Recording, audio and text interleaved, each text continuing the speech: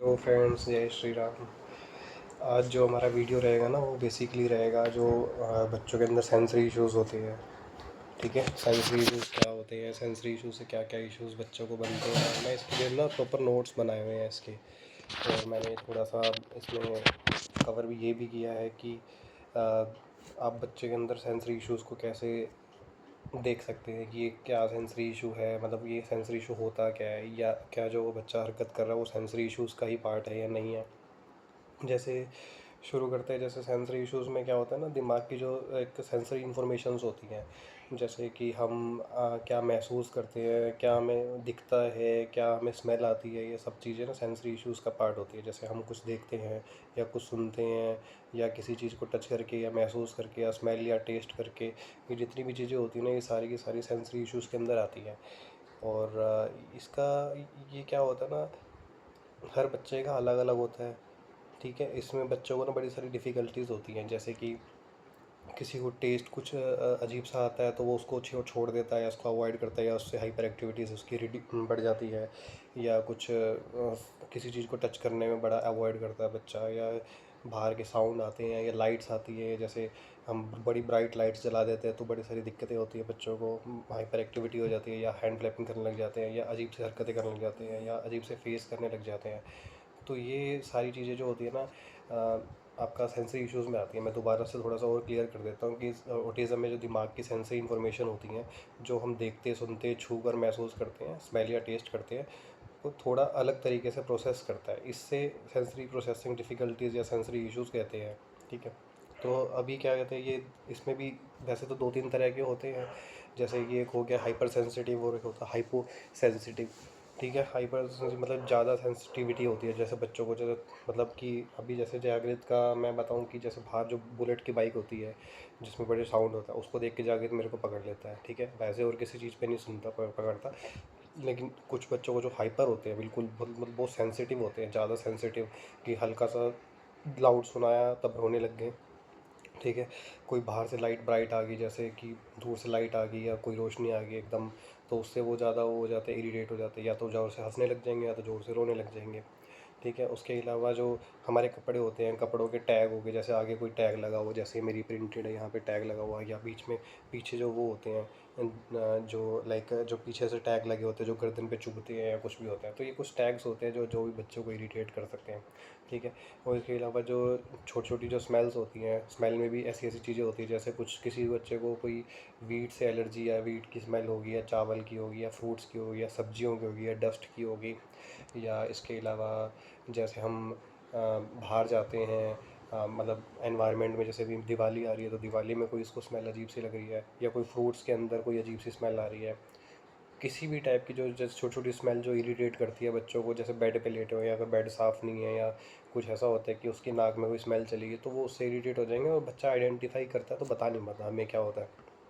तो ये तो जो वो हाइपर एक्टिव होते हैं, वो तो हाइपर सेंसिटिविटी होती है, वो मतलब ऐसी होती है कि जो बहुत ज़्यादा सेंसिटिव बच्चे होते हैं, जिनको बिल्कुल साउंड, एक साउंड बिल्कुल लेवल पे पसंद होता है, बिल्कुल माइल्ड सा, ज़्यादा रोशनियाँ उनको पसंद नहीं होती, या बिल्कुल, और मतलब कपड़ों का टेक्सचर बड़ा इरिटेट हो जाता है। मतलब उसमें उनकी जो निजी, जो उनकी पर्सनल लाइफ्स है ना, उसके अंदर जो बेसिक चीज़ें होती है, जब बाहर जाके साउंड होना, और घर में लाइट चलना या बाहर जाके लाइट चलना, जो कपड़े डालते हैं उससे उसको इरिटेशन होना, है छोटी छोटी स्मेल, ये तीन चार चीज़ें ही होती हैं जो हमारी लाइफ में बहुत ज़्यादा जो चीज़ें चल रही होती हैं। तो इसमें जो है ना बच्चों को बड़ी इरिटेशन होने लग जाती है। तो और कुछ एक होते हैं, कुछ कुछ कम सेंसिटिव होते हैं बच्चे, जैसे मैं जागृत के बारे में बात करूँ तो मतलब ज़्यादा फोर्स से प्रेस करना है, या बस मतलब कि अगर मैं जागृत को ज़्यादा ज़ोर से पकड़ूँ या धीरे भी पकड़ूँ तब भी जागृत को कोई ऐसी दिक्कत नहीं होती। और जागृत जैसे हर ज़्यादा किसी भी चीज़ को ना टच करता है ज़्यादा, अभी तो मैंने देखा है उसका एक सिम्टम ऐसे भी बढ़ गया है कि वो हर चीज़ को मुंह के अंदर लेने की भी कोशिश करता है। तो जागृत को हाई वॉल्यूम लो वॉल्यूम से ऐसा कोई फ़र्क नहीं पड़ता, उसका म्यूज़िक उसका फेवरेट होना चाहिए बस, तो उसके लिए तो वो ज़्यादा चीज़ वो ज़रूरी होती है। तो और बाकी स्विंग जंपिंग स्विंग करते पसंद करना, मतलब ज़्यादा, जैसे जागृत को झूला झूलना भी ज़्यादा ऐसा पसंद नहीं है, और स्विंग करना भी उसको मतलब इतना पसंद नहीं है, स्पिनिंग करना या मतलब बॉल से खेलना भी उतना इसको पसंद नहीं है। तो हमें फोकस करना है कि बच्चे को जो ज़्यादा ब्राइट लाइट्स होती हैं, ज़्यादा तेज़ साउंड होते हैं, हमें इससे नोटिस करना है कि बच्चे को किस चीज़ से इरिटेशन हो रही है। बच्चा स्मेल भी नहीं बता पाता, अगर स्मेल से आपको ये लग रहा हो कि बच्चा किसी चीज़ को खा नहीं रहा या खा नहीं रहा, तो या उसके साथ कोई और इशू है या क्या है, तो वो आपको खुद ही नोटिस करना पड़ेगा बच्चे के साथ में, ठीक है। अभी मैंने एक इसमें नोट्स बनाया था कि इसमें ये देखो कम्प्लीटली ठीक तो नहीं होती ये चीज़ें, ठीक है, और कम्प्लीटली ठीक इसलिए भी नहीं होंगी क्योंकि ये तो एक तरह से बचपन से हो गई हैं और न्यूरोलॉजिकल एक तरह का डिसऑर्डर हो जाता है। तो अभी इसमें क्या है कि बच्चे को हम किस तरीके से कंट्रोल में कर सकते हैं कि हर तरह के मतलब चीज़ें उसको नॉलेज रहे कि हाँ भी इस चीज़ से उसको कैसे हम अवेयर करा सकते हैं। अवेयरनेस ज़्यादा ज़रूरी होती है, अवेयरनेस से बच्चे का डर दूर करना, उसका यूज़ टू करना, जैसे कि कोई नई चीज़ आ गई उसको यूज़ टू करना। कि जैसे मैं बताता हूँ कि जैसे अब ये कटोरी होगी और एक चम्मच हो गया, तो अब इसका मैं साउंड जो है, अब इसका जो साउंड करा तो बच्चे को इससे इरिटेशन हो रही है नहीं हो रही, तो थोड़े टाइम के लिए हम उसको इस चीज़ को दे सकते हैं ताकि उसको ये इसका यूज़ टू भी हो जाए। कई बार नहीं भी होता तो हम इस ऑब्जेक्ट को चेंज कर सकते हैं, लेकिन उसके अलावा बड़ी सारी जैसे ऑक्यूपेशनल थेरेपिस्ट होती हैं वो करवाना, और जैसे अगर बच्चे को झूले झूलने में दिक्कत आती है तो धीरे धीरे उसको शुरू करवाना, टेक्सचर टॉयज़ देना। टेक्सचर मतलब जिस बच्चे को हाथ में ना फील हो कुछ ना कुछ। अब ऐसे फील वाले जैसे होते हैं ना, जैसे क्ले हो गई, ठीक है, क्ले हो गई, और स्क्वीज़ करना किसी चीज़ को, मतलब यहाँ से किसी फोम को स्क्वीज़ करा पानी से, ठीक है, और उसको आगे पे आगे भेजना, आगे मतलब उसको निचोड़ना, तो ये स्क्वीजिंग वाली तो होगी।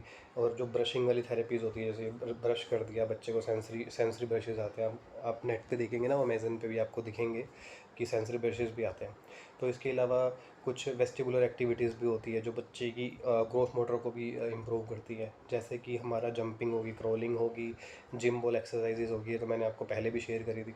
स्पिनिंग होगी, स्विंग स्पिनिंग स्विंग, ये तो आपको स्विंग तो कोशिश करो कि बच्चे को ज़रूर झुलाओ, उससे ना बच्चे का माइंड बड़ा ठीक रहता है। डीप प्रेशर देना,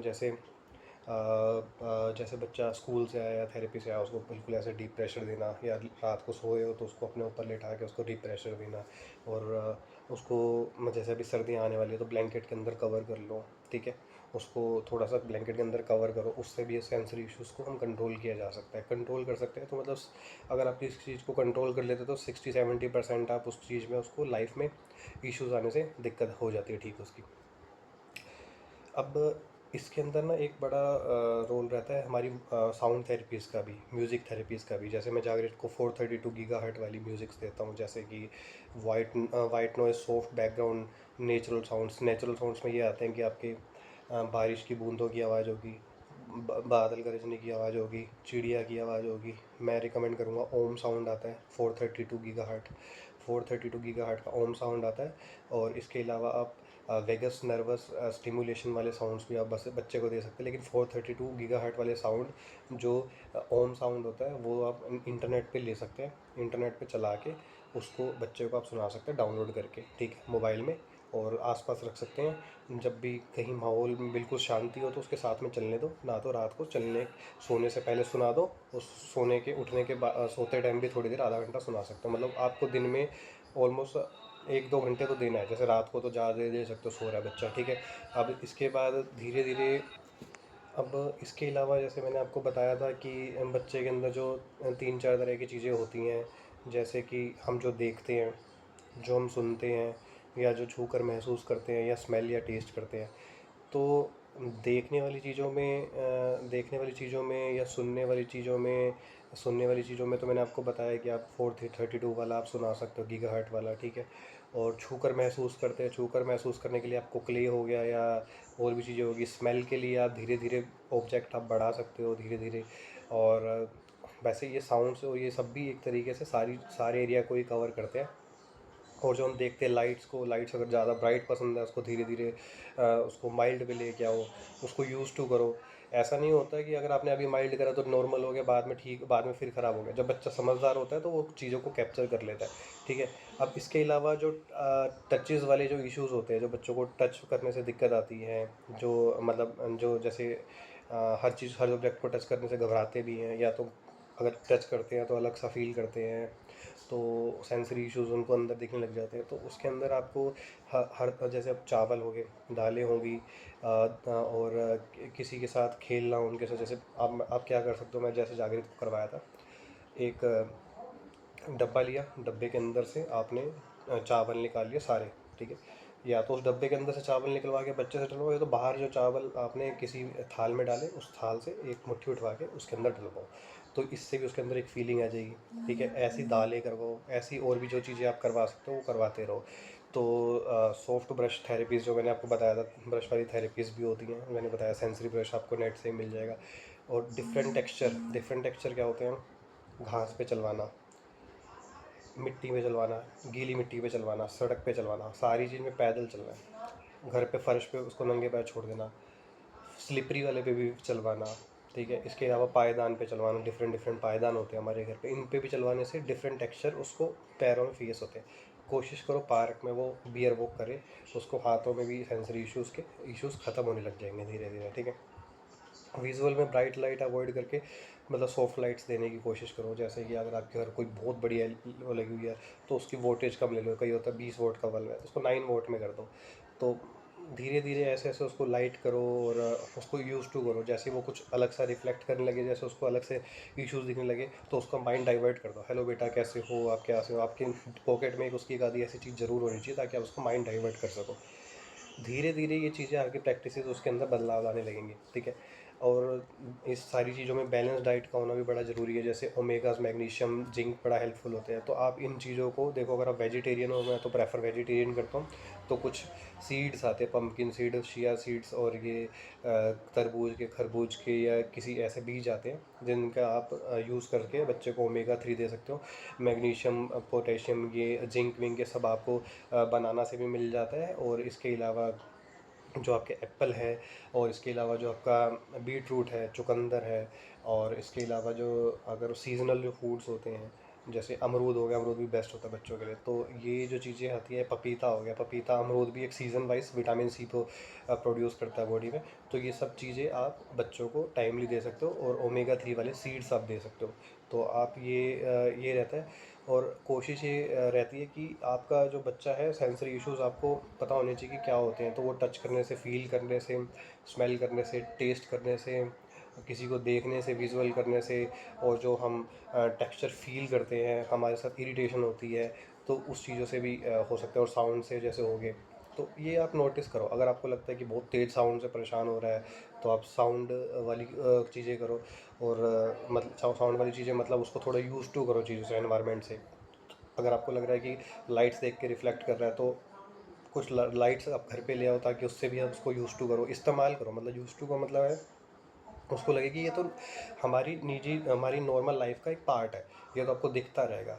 और अदरवाइज़ आप ये चीज़ें जो है हर तरह के टेक्सचर यूज़ इस्तेमाल करो, पार्क लेके जाओ, घुमाओ उसको नंगे पैर, और उसके लिए ओमेगास दो उसको। और इसके अलावा जो है लाइट को थोड़ा सा लो उस पे कर दो, मतलब ज़्यादा रोशनी ना दिखे उसको। और इसके अलावा जो मैंने एक चीज़ और बताई थी आपको, मैंने लिखा हुआ है इसके अंदर, जंपिंग, क्रॉलिंग, और ये जिम बॉल एक्सरसाइजेस तो बहुत ज़रूरी होती है। ये आपकी ग्रोथ मोटर को भी वो करती हैं, कंट्रोल करती हैं, अच्छा करती हैं। और जो इसके साथ में एक चीज़ और मैंने आपको बताई थी, हाँ, सॉफ्ट ब्रश आपको ज़रूर यूज़ करना है। और सॉफ्ट ब्रश यूज़ करने के लिए आपको यूट्यूब पे बड़े सारे ऑप्शन मिल जाएंगे कि कैसे कर सकते हैं, कैसे नहीं कर सकते, ठीक है। और डिफरेंट टेक्सचर के लिए आप ये पायदान यूज़ कर सकते हो, ठीक है। और बच्चे को ये ये सेंसरी इश्यूज़ के लिए हाथों पे चलवाने की कोशिश करो। पार्क में जाए तो बियर वॉक करे, ये सब चीज़ें आप करवाओगे तो सेंसरी इश्यूज़ के अंदर आपको बड़ी सारी चीज़ें ठीक हो जाएंगी। तो होपफुली ये वीडियो आपके लिए ठीक रहेगा। तो सेंसरी इश्यूज़ का लोगों को बड़ा वो रहता था। तो तब के लिए धन्यवाद। श्री राम।